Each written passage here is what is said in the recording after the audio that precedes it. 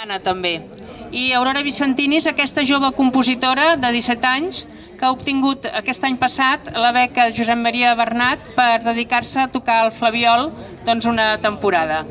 Us recordem que diumenge vinent a les 6 de la tarda hi haurà l'espectacle Quan el mal ve d'Almansa, de l'Esbar Mollet. Us el recomanem perquè és una mostra de dansa d'esbar dels Països Valencians.